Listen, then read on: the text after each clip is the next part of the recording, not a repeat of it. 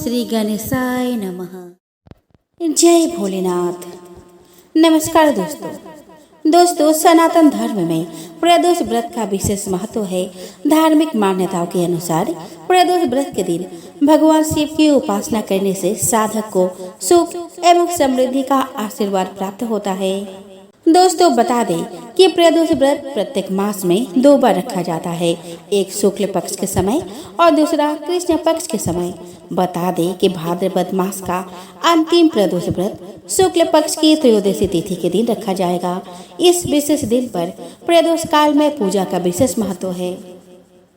तो आइए दोस्तों, हम जानते हैं कब रखा जाएगा भाद्रपद मास का अंतिम प्रदोष व्रत।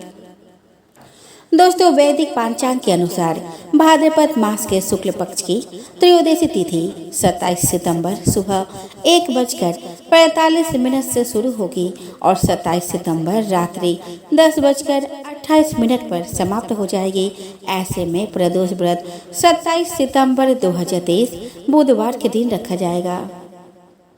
बुधवार के दिन होने के कारण इस दिन को बौद्ध प्रदोष व्रत के नाम से जाना जाएगा। पंचांग में बताया गया है कि इस दिन प्रदोष काल शाम 6:12 से रात्रि 8:36 तक रहेगा। दोस्तों, ज्योतिष शास्त्र में बताया गया है कि बुध प्रदोष के दिन व्यक्ति को स्नान दान अवश्य करना चाहिए। इस दिन सुबह जल्दी उठकर स्नान ध्यान करें और व्रत का संकल्प लें। इसके बाद गंगा जल, दूध इत्यादि से भगवान शिव का अभिषेक करें और बेलपत्र, चंदन, अक्षत इत्यादि चढ़ाएं। ऐसा करने से कई प्रकार के ग्रह दोष दूर हो जाते हैं और साधकों को सुख समृद्धि का आशीर्वाद प्राप्त होता है। दोस्तों, प्रदोष काल में भगवान शिव की विधिवत उपासना करें और इस दिन एक कटोरी में चावल के 2 हिस्से बांट लें। एक हिस्सा सूर्यास्त के समय पूजा के दौरान शिवलिंग पर अर्पित करें और दूसरा हिस्सा किसी जरूरतमंद को दान कर दें। ऐसा करने से वैवाहिक जीवन में सुख समृद्धि आती है और जो लोग योग्य साथी की तलाश कर रहे हैं उन्हें भी सफलता प्राप्त होती है। आइए दोस्तों, अब हम बौद्ध प्रदोष व्रत की पूजन विधि के बारे में जान लेते हैं। दोस्तों, बौद्ध प्रदोष के दिन सूर्योदय से पूर्व स्नान कर साफ वस्त्र पहने और सबसे पहले व्रत का संकल्प ले। सुबह भोलेनाथ का अभिषेक करें और रोज की तरह सामान्य पूजा करें। प्रदोष व्रत में शाम के समय शिव पूजा उत्तम फलदायी होती है। संध्या काल में पुनः स्नान के बाद सफेद वस्त्र धारण करें और शुभ मुहूर्त में जहाँ पूजा करनी है वहाँ गाय के गोबर से लेपन करें। इससे वह स्थान पवित्र हो जाता है। सर्वप्रथम गौरी पुत्र गजानन की पूजा करें। आप महादेव को गाय के दूध, घी, गंगा जल, दही, शहद, शक्कर से अभिषेक करें। महामृत्युंजय मंत्र का जाप करें। ओम नमः शिवाय मंत्र का जाप करते हुए शिव शंभु को जनेऊ, भांग, धतूरा, भस्म, अक्षत, अबीर, गुलाल, कलावा, इत्र, बेलपत्र, श्वेत चंदन, आक के पुष्प, पान, सुपारी, शिव मुट्ठी आदि अर्पित करें। चौमुखी आटे का घी का दीपक लगाकर शिव चालीसा का पाठ करें और फिर आरती कर दे। पूजा पूरी होने पर जरूरतमंदों को यथाशक्ति दान दे और फिर व्रत खोले। आइए दोस्तों, अब हम बौद्ध प्रदोष व्रत के नियम के बारे में जान लेते हैं। दोस्तों, भगवान भोलेनाथ के पूजा में हल्दी, मेहंदी, सिंदूर, कुमकुम, शंख वर्जित है। शंकर जी का अभिषेक कुशा के आसन पर बैठकर ही करें। पूजा में काले वस्त्र न पहने, यह नकारात्मकता का प्रतीक है। शास्त्रों के अनुसार प्रदोष व्रत में शिवलिंग पर कभी खड़े होकर जल न चढ़ाए, बैठकर ही जल अर्पित करें। खड़े होकर जल अर्पित करने से पुण्य नहीं मिलता। आइए दोस्तों, अब हम श्रवण करें बौद्ध प्रदोष व्रत की पावन कथा।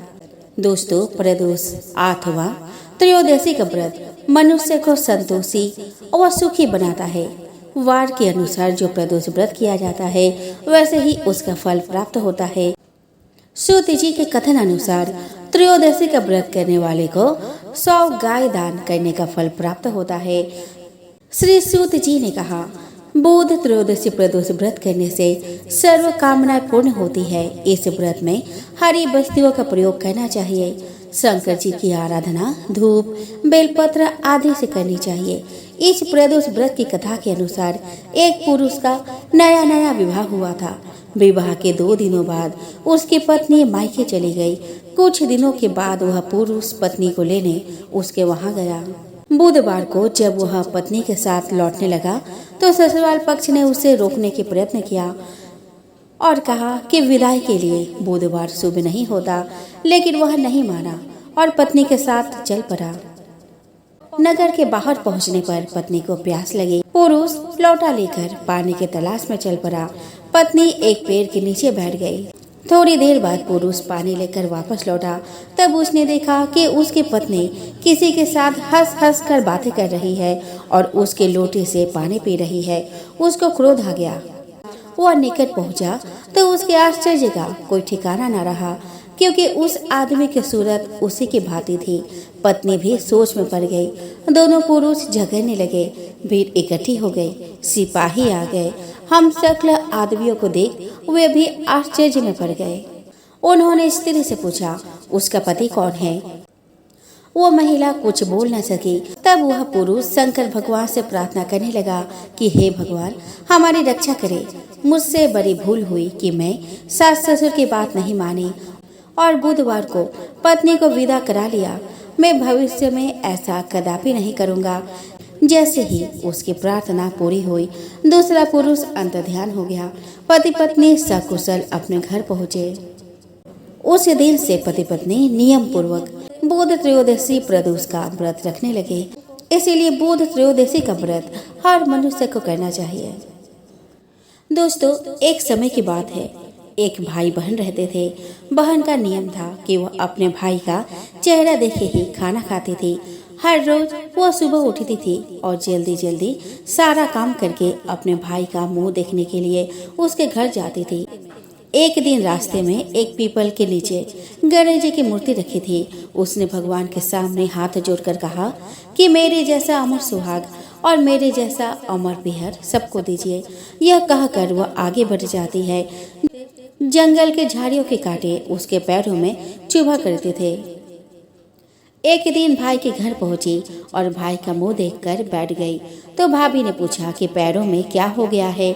यह सुनकर उसने भाभी को जवाब दिया कि रास्ते में जंगल के झाड़ियों के गिरे हुए कांटे पाँव में चुभ गए हैं। जब वह वापस अपने घर चली गई तब भाभी ने अपने पति से कहा कि रास्ते को साफ करवा दो, आपके बहन के पाँव में बहुत सारे कांटे चुभ गए हैं। भाई ने तब कुल्हाड़ी लेकर सारी झाड़ियों को काटकर रास्ता साफ कर दिया, जिससे गणेश जी का भी स्थान वहां से हट गया। यह देखकर भगवान गुस्सा हो गए और उसके भाई के प्राण हर लिए। लोग अंतिम संस्कार के लिए जब भाई को ले जा रहे थे तब उसकी भाभी रोते हुए लोगों से कहे कि थोड़ी देर रुक जाओ, उसकी बहन आने वाली है। वह अपने भाई का मुख देखे बिना नहीं रह सकती है, उसका ये नियम है। तब लोगों ने कहा कि आज तो देख लेगी, पर कल कैसे देखेगी। रोज के दिन की तरह बहन अपने भाई का मुंह देखने के लिए जंगल में निकली। तब जंगल में उसने देखा कि सारा रास्ता साफ किया हुआ है। जब वह आगे बढ़ी तो उसने देखा कि सिद्धि विनायक को भी वहां से हटा दिया गया है।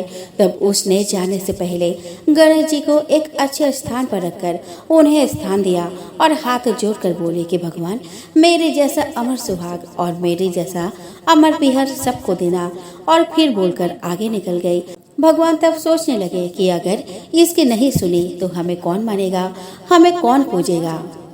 तब सिद्धि विनायक ने उसे आवाज दी, बेटी इस खजूरी का 7 पत्तियां लेकर जा और उसे कच्चे दूध में घोलकर भाई के ऊपर छिटा मार देना, वह उठकर बैठ जाएगा। यह सुनकर जब बहन पीछे मुड़ी तो वहाँ कोई नहीं था। फिर वह यह सोचने लगी कि ठीक है, जैसा सुना वैसा ही कर लेती हूँ। फिर वह 7 खजूरी के पत्तियों को लेकर अपने भाई के घर पहुँची।